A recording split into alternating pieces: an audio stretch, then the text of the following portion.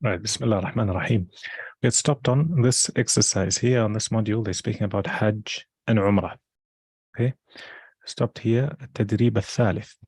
تبادل السؤال والجواب مع زميلك كما في المثال. Here they're telling you to exchange question and answer with your mate or with your peer, as is in the example. And what they're also trying to teach you is a few ahkam regarding Hajj and Umrah. So here's the question. The question is كم شوطا طفت. Remember, in past tense, طفت means you. So they're asking how many rounds did you make tawaf? Then you say طفت I. So notice how this dhamma here signifies the person speaking, and the fatha signifies the person being asked. So it says here طفت سبعة أشواط. I went round 7 rounds. I made 7 rounds in tawaf. طيب عالم غير, let me ask you. So same concept here. كم شوطا سعيت? Literally means how many rounds of sa'i did you do? Sa'i is between Safa and Marwa. سعيت 7 أشواط. Sent. You did how many rounds? 7 rounds. 7 rounds. أحسنت. Khaybar.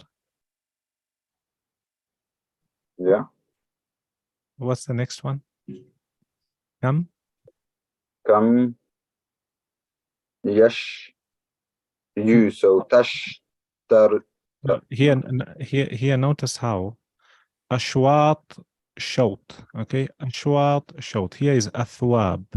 So you're asking the person how many pieces of clothing, how many garments did you buy? كم ثوبا كم Kam thawban ishtarayta. نعم. And the answer would be على مغير. اشتريت 10 أثواب. أحسن. So اشتريت means I. أحسنت. Next one. على مغير. كم كتابا قرأت. Ahsan. So when you're asking the question, the thing being counted here in this case is the book. It will be singular. Kam kitaban. And then when answering it will be plural. Carry on. Kam kitaban. قرأت. Khaybar. قرأت 6 كتب. I read 7 books. Ahsant. طيب. Next one, Khaybar, ask. كم صلواتا. No, this one, singular when you're asking with kam. And when he's answering, it will be plural. Right? Kam salatan. كم صلاة صليت. Ahsant. صليت 5 صلوات. Ahsant. Next one. Who else is here? Nuzha.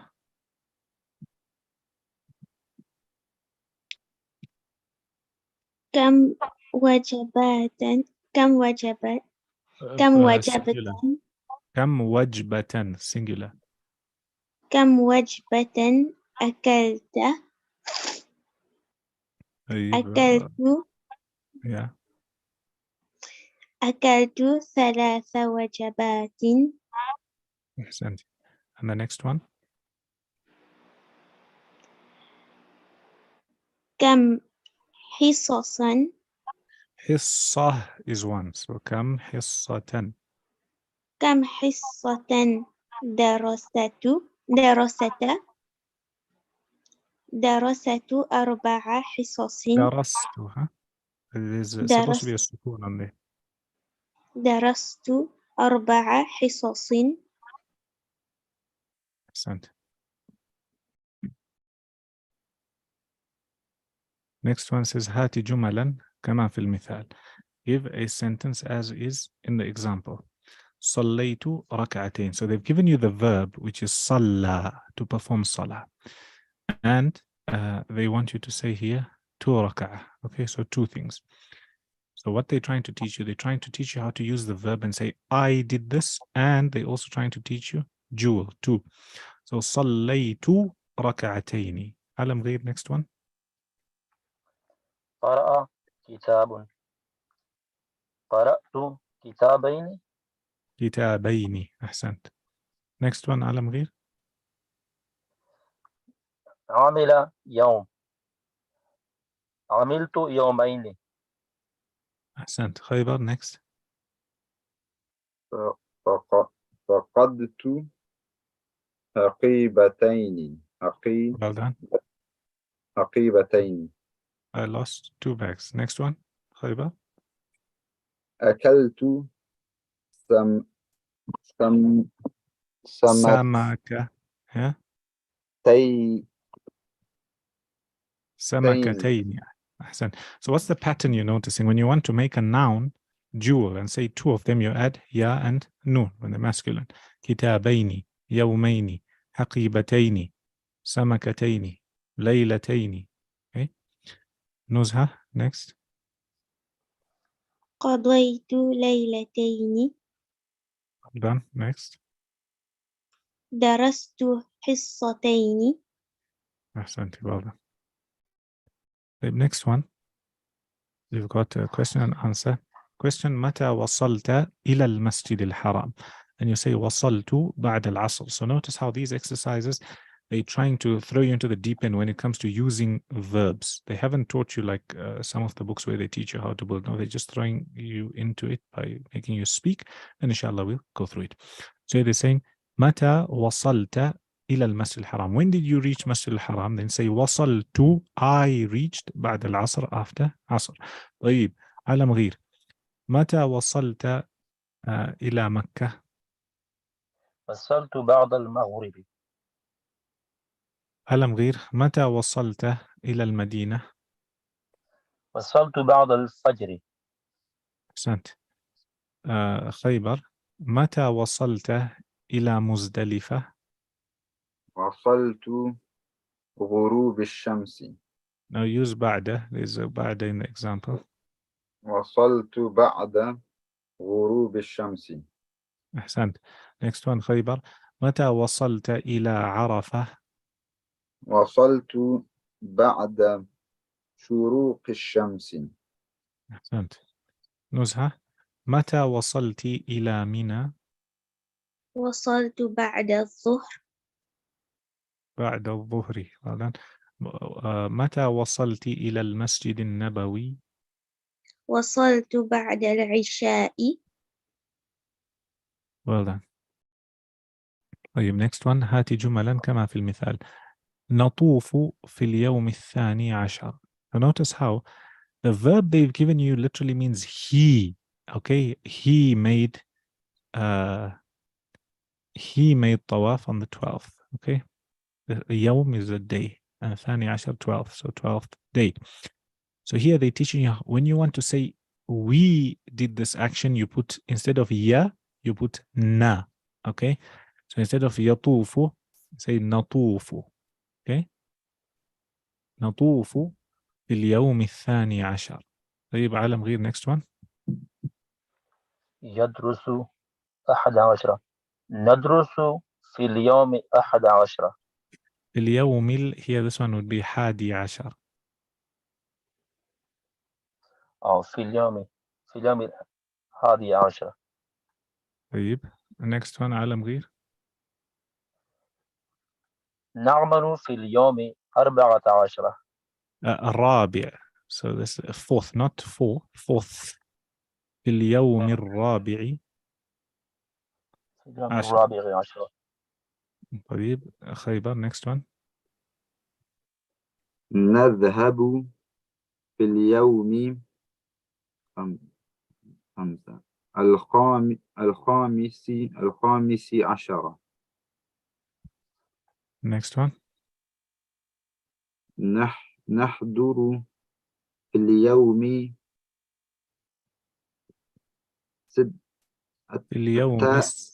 في اليوم السادس عشر. سنزهة. next.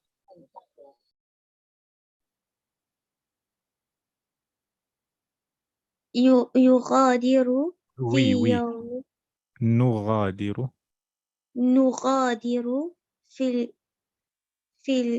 يوم في السابع في اليوم السابع عشر.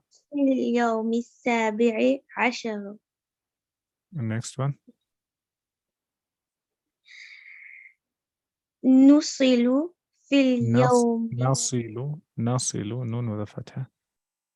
نصل في اليوم الثامن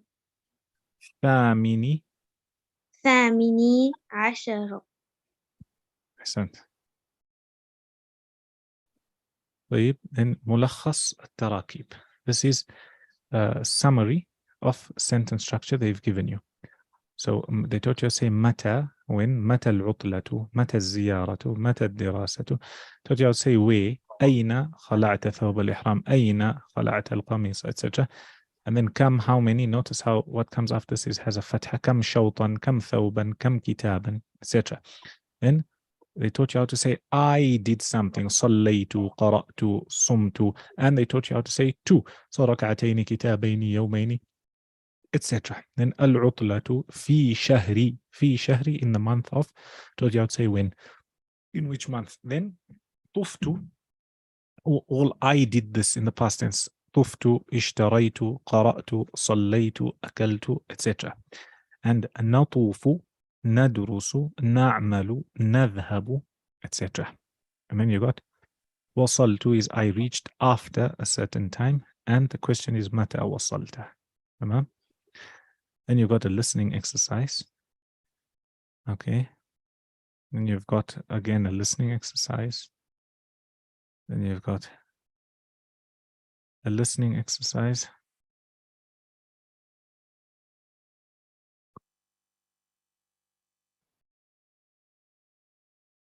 Then you've got kalam. Inshallah, we'll take kalam. Any questions with what we've taken? Any questions? No questions? No. No questions.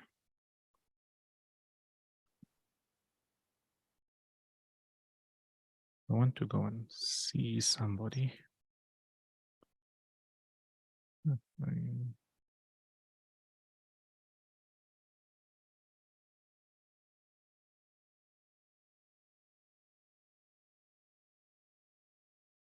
You remember what we took in Hajj?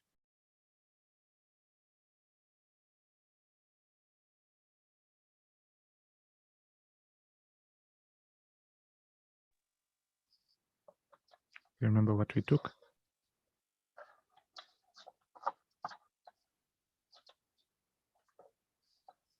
Sheikh, we did the names of the miqat and distance. Do you remember the names of the miqat? Yeah, I have them in writing. By heart. Name the miqat. The first one is Medina, which is 450 kilometers from. The first one is which one? Oh, sorry. Dhul Hulayfa. Al-Hulayfa, yeah. Al-Hulayfa, then Al-Jufa. Yeah. Yalamlam. And Dahti, Iraq. ذات عرق. Oh, Dahti, Iraq. ذات عرق for the people of Iraq. And Yalamlam then for the people of who? for people of Makkah. No. Start again. Dhul Hulayfa for the people of who? That's for the people of Medina. Okay. And then? People of Najd is? Al-Jufa. No. People of Najd, anyone? Al-Hil is قرني منازل. قرن المنازل, أحسنت. And people of Yemen? يلملم. And people of, they said Sham and a few places, even though it's not really used his way. الجهفة. Al-Juhfa. And one more, fourth one, which one did we leave out? Dhul Hulayfa, I think. And ذات عرق ها ذات عرق. And then what did we say with regards to Jeddah? it's a disputed matter. Some say it's in, Okay. some say it's out, depending on where they draw the line. And what did we say for the people who live inside the miqat and want to go for Umrah? They can put the ihram on from where they are and come Right. towards Makkah. And what about the people who are in the Haram boundary? Then they must come to Al-Hil. And then Generally, where's Al-Hil? Where does everyone go to these days? Masjid Aisha? Aisha. Masjid Aisha. There was one more mas'ala. When it comes to, we said mawaqit zamaniya. What's mawaqit zamaniya? Timing, I think. Timing. So which months are to do with the timing? Shawwal, Dhul Qa'dah, and I think the first up until the 10th of Dhul Hijjah. Up until the 10th of Dhul Hijjah. And there's a fringe opinion that says the whole of Dhul Hijjah. Okay, but the safest is up to days of Hajj. طيب أحسنت, well done. Nobody else remembered? Anyway, you guys must learn, inshallah, you'll remember. After that, after a person knows all this, generally in the books, they start off with ihram. Okay, now a person they teach you what the person actually does. They've given you an overview, what they're supposed to do. Then, right, the person is intended to go for Hajj, is intended to go for Umrah. What does he do? So they say that the first thing when a person wants to enter into ihram, before he enters into ihram, it's recommended for him to make ghusl, or if he can't make ghusl, i.e. take a bath, if he can't do that, he makes wudu. That would also include if, for example, some of the hair, his nails, etc., that he needs to remove. Okay, he should take it out. So hair that's under the armpits, private parts, cutting the nails, etc. So he is in a presentable state and a state that is clean. All this is not compulsory, but it's something recommended. Okay, so a person does that, he cleanses himself, and then he takes ghusl, makes ghusl, or he makes wudu. Now, if a person is living in the hotel, a lot of people go from Medina, you don't have to stop at the miqat to wear your white cloth or to take your shower. You can do that at the hotel and then you carry on. So the first thing we mentioned is that he cleanses himself either with ghusl or with wudu.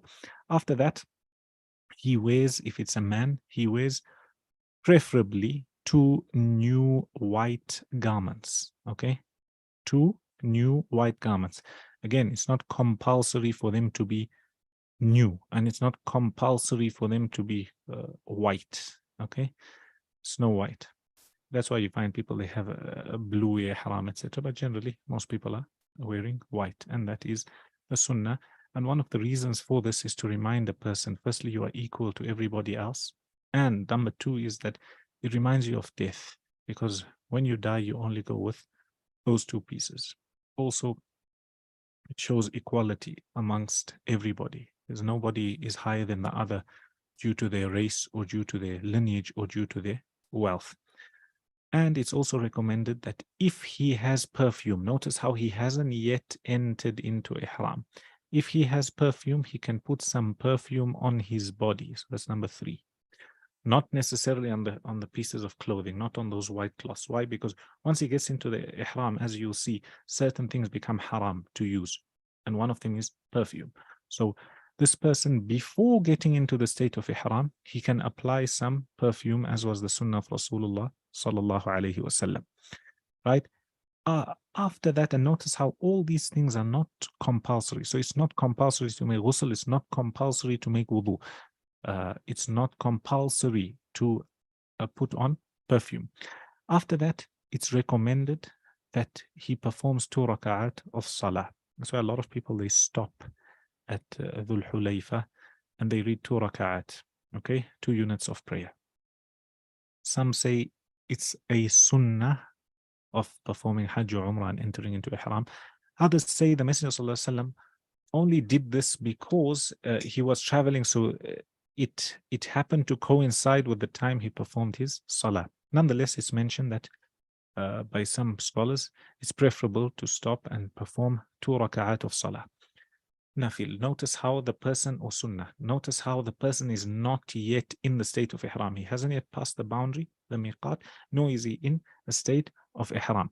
Then, after these 2 units of prayer, in the Hanafi madhab, they say that he says, he makes a dua and he says, "Oh Allah, inni uridu al-umrah, I intend to perform umrah, fayassirhu li wa taqabbalhu minni." So fayassirha li wa taqabbalha minni. So make it easy for me and accept it from me. And if he's performing hajj, he says, "Allahumma inni uridu al-hajja, fayassirhu li wa taqabbalhu minni." Oh Allah, I intend on performing hajj, so make it easy for me and accept it from me. And he still hasn't entered into the state of ihram. After that, he makes what's called talbiyah, where a person says, "Labbaik Allahumma labbaik, labbaik la sharika laka labbaik, innal hamda wan ni'mata laka wal mulk la sharika lak."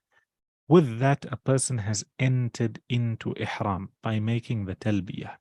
Some say make the talbiyah straight after the 2 rak'at. Others say when he's now sat on his mode of transport, if he's on a camel or if he's boarding a car or whatever it may be, the minute he's ready now to move, that's when he makes a talbiyah. Here, a person enters into the state of ihram. Okay, what does ihram mean? What are some of the things or some of the rulings regarding ihram? There's certain things that become haram for a person to do. Okay, what becomes haram? For him to wear any piece of clothing, this for man, any piece of clothing that takes the shape of the body, i.e. so our normal clothes. So for example, if you look at my thobe here, it's got a sleeve. This takes the shape of the body, hence you're not allowed to wear it. Some people, they loosely translate it as you're not allowed to wear anything that's sewn. Okay, that wouldn't make sense because the ihram itself got stitches and is sewn. So you're not allowed to wear anything that takes the shape of the body and shows it. Okay, so for example, if a person had to wear underneath a shirt or a vest, or they had to wear underwear, or they had to wear a shirt and a trousers and a shorts, etc., that would all be impermissible for men. Also, what's important to note is that a person, and this we digressing a little bit from the Hanafi madhab, depending on the nusuk, depending on the type of hajj a person wants to perform, will be his intention. So if he's making a hajj only, then his intention would be for hajj and his talbiyah would be for hajj. If he's making hajj and umrah, qiran, his intention would be for qiran. If he's making tamattu', his intention would be for umrah, and then he would come out of umrah in Makkah, and then he would enter into the state of ihram for hajj from Makkah when he intends on performing hajj. Okay, it's also recommended in sunnah for him to carry on making the talbiyah. Labbaik Allahumma labbaik, labbaik la sharika laka labbaik, innal hamda wan ni'mata laka wal mulk la sharika lak. So it's encouraged for him to carry on making this talbiyah up until he reaches Makkah. Up until he reaches Makkah. Also, it's recommended for a person to stay away from any vain talk with regards to the dunya, talk with regards to that which brings about heedlessness and mindlessness, etc. This should be a time where he engages with Allah subhanahu wa ta'ala, and he puts behind all his worries and all his stresses with regards to the dunya, and he detaches himself from the worldly life, knowing that he's on the most noble pursuit he can be on, and that is to worship Allah subhanahu wa ta'ala by performing hajj or by performing umrah. Any questions with what we've taken? Inshallah, tomorrow we'll take a few of what they call mahdhurat al-ihram. What's impermissible to do whilst you're in a state of ihram. And after that, they give you masail when a person reaches Makkah, what do they do, etc. Omar? Yeah, Sheikh, Assalamu alaikum. Salam. So, Sheikh, I have a question that if an elderly person is going for Yeah. Hajj with you, let's say, for example, your grandmother or grandfather, Yeah. then some of the people have the loose motions kind of problem. So can they Have the wear what? their have the what? Loose motion pregnancy, loose motions. Yeah, the Yeah. elderly people.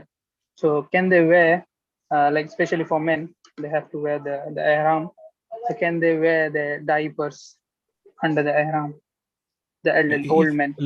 Look, there's always wherever there's medical exception or medical problem in the Sharia, you find an exception. So let's say a person can't hold their bowels, etc. They would be allowed to wear something underneath, but they would pay that penalty, and we'll get to the penalties for having worn that. That's why sometimes you find people wearing tackies or people wearing socks, and they're not supposed to be wearing socks due to a medical reason. Then they would pay. There's also when it comes to the women wearing the niqab, and the niqab that takes the shape of the face, so it holds the eyes, even though it's recommended for them to cover the face, not with a niqab whilst making Umrah. If they do, they would pay that. They would pay that penalty. And what's the solution? If a woman wants to cover her face, she can take just a normal, let's say my scarf, for example. So how they have the edge of the khimar, edge of the thing, and they can just throw it over the face. So it's not taking the shape of the face. So if you look at my scarf, for example, the minute I'm tying it like this, it's already taking the shape of my face. But if I'm dropping a piece of cloth over my eyes, it's not taking the shape. Inshallah, you take that in Mahdurat al-Ihram.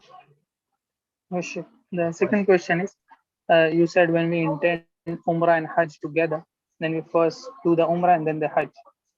It depends which type. We'll come to Nusuk. It depends which type of Umrah and Hajj together. Is it Tamattu, where you'll come out of Ihram, or is it Qiran, where it's going to be Hajj and Umrah together without coming out of Ihram? So my question was, what's your question? Yeah, can we perform the Umrah after we have completed the Hajj? It won't be considered as you having done Tamattu or Qiran, if you understand.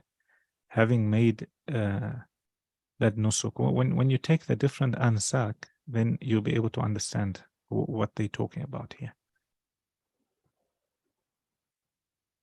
Halim? Yes, Sheikh. Sheikh, I have 3 quick questions. The first one is the different types of Hajj that you can do. Are we still going to learn about them, or? Yes. Okay, and then my Inshallah, second but question basically, is, Tamattu', Qiran, and Ifrad. Ifrad is where you're performing Hajj only. Okay? Then next is Tamattu', where you're performing Umrah. You're coming out of Ihram, so your Umrah is separate to your Hajj, and it's in these months of Hajj, and you're still there in Mecca. And here, this person is compulsory upon them to give hadi, to slaughter an animal. That's one of the things. And also, there's some extra, a few extra things they have to do. When it comes to Qiran, a person is also making Umrah and Hajj. However, the difference is they're not going to come out of that Ihram for Umrah. They're going to stay in it. It's going to be like a 2-in-1, literally. okay. The second question I had was, Sheikh, you said that you mentioned the Maliki madhab in the last lecture. What And about the the Shafi'i Shafi'i madhab have an opinion. Yeah. Okay, then I don't know what I wrote here as the question. I'll have to check if I remember it later on, inshallah. Okay. Third question. That's all. Yeah. There was one, but I don't know what I wrote down here. Wearing a belt. Yeah. Wearing a belt. Wearing a?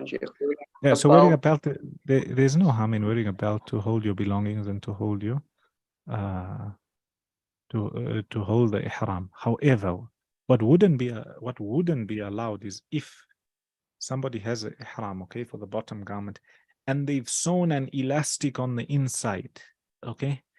The minute you've sewn an elastic on the inside and it becomes like one piece, it becomes like a skirt, then that wouldn't be allowed. So can you see the difference? Because just imagine if it's like a skirt, it's taking the shape of the bottom. It's like a piece of clothing, literally. But if you wear a belt, it's not, because it's still opening for you there.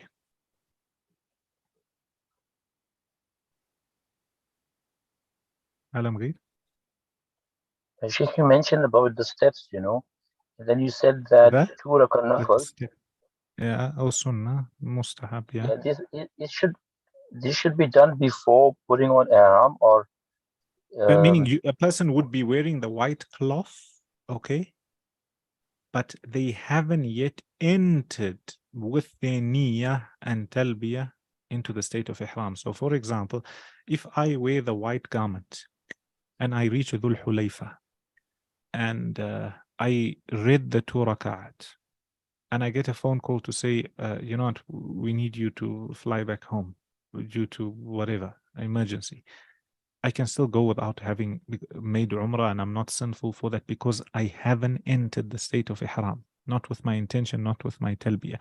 However, if a person enters after that, if he says Labbaik Allahumma Umrah, or Labbaik Allahumma Labbaik, enters into Hajj, and then he gets that phone call, if he had to travel, he'll be in Ihram until he comes and he finishes what's required of him.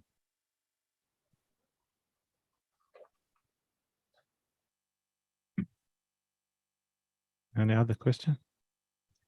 Hajj is the longest act of worship, as I mentioned to you guys, and there's many different masail, and for that reason, the Messenger sent Abu Bakr as-Siddiq radiallahu anhu in the year before he made Hajj, so the 9th,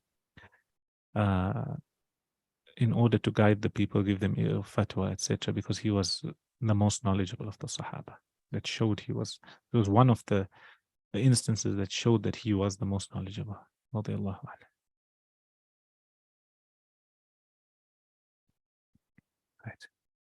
Bismillah ar-Rahman ar-Rahim. Carry on with Al-Wahdatu al-Rabi'ah. This is the 4th module, speaking about Al-Hayatul Yawmiyah. It's daily life routine. Okay. Who do we have here? Nuzha, you can read as Tariq, the one in the blue. Saeed, are you here? Not here. Saeed. Assalamu alaikum, Sheikh. Salam. Are you able to read or no? Yes, I'll try. Yes. طيب يلا start. متى تستيقظ؟ What does that mean? Do you know? When do you wake up? Right. أستيقظ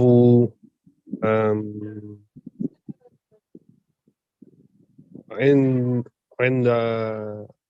عند الفجر. الفجر. I wake up for Fajr. Yeah. عند is at Fajr. Yeah. عند الفجر. Yeah. I wake up for Fajr. Yeah. عند is like at. Okay. Oh, at Fajr. The time of Fajr then, yeah. Yeah. أين تصلي الفجر؟ Where do you make Fajr Salah? Where do you make? أصلي الفجر. أصلي shut down the lam. أصلي فجر في مسجدي. Join. أصلي الفجر. أصلي فجري. فجر في. Hold on. Can you see here? أصلي, it's got a sukun. And this alif and lam, this first alif got a sukun. Okay? And this lam got a sukun. So what do? You drop these two because they got sukun, and you just go straight from this kasra to that lam with a sukun. So أصلي الفجر. أصلي الفجر في مسجدي. Fil again, join that. Fil masjidi. أصلي الفجر في المسجد. I do a Fajr prayer in the masjid. Yeah. هل تنام بعد الصلاة? Do you sleep after praying? لا أنام. بعد الصلاة. بعد صلاتي. No, أنام. Still sleep. No, I do not sleep. I do not sleep. What is بعد بعد. after صلاة. Yeah. Oh, I don't sleep after Salah. طيب عمر, you can read next in blue, and Halim. متى تذهب إلى المدرسة؟ No. Before that, ماذا تفعل? ماذا تفعل بعد الصلاة؟ What did you do after the salah? Yeah. أقرأ القرآن. Join. أقرأ القرآن. أقرأ القرآن. I read the Quran or recited the Quran. I read. Yeah, I read. Carry on. متى تذهب إلى المدرسة؟ أذهب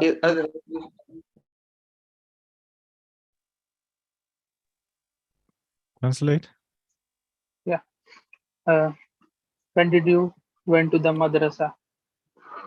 تذهب is present tense. When do you go to the madrasa? When do you go to the madrasa? أذهب الساعة 7. سابعة. I went. أذهب, I go. This is all present future tense. Huh? أذهب الساعة. Okay, so the last word I don't know, Sheikh Adnan. I just know أذهب and sa'a is an hour. Yeah, So, and سابعة, 7th from سبعة. سابعة. Oh, I went after 7 hours. No, I go at 7 o'clock literally. أذهب الساعة 7 o'clock. 7 o'clock. Okay. هل تذهب بالسيارة? Did you go by car? حرف جر. But the certain letters, if they come before a noun, the noun will always have a kasra, and one of them is ba. They called حروف الجر. So yes, B, the one that B is connected بالسيارة can never be بالسيارة or بالسيارة. Okay. هل تذهب بالسيارة? Did you go by car? لا أذهب بالحافلة. No, I went by bus. Oh, no, I go by bus. Go by bus. Here they give you the vocab. ينام. عالم غير. Sleeping. To sleep. Yeah, he's sleeping. يستيقظ. To wake up. Yeah, he's waking up. يذهب. He's going. الساعة 7 7 a.m. or 7 o'clock.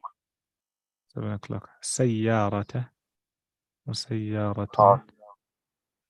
حافلة. Bus. مدرسة. School. School. I want to stop here.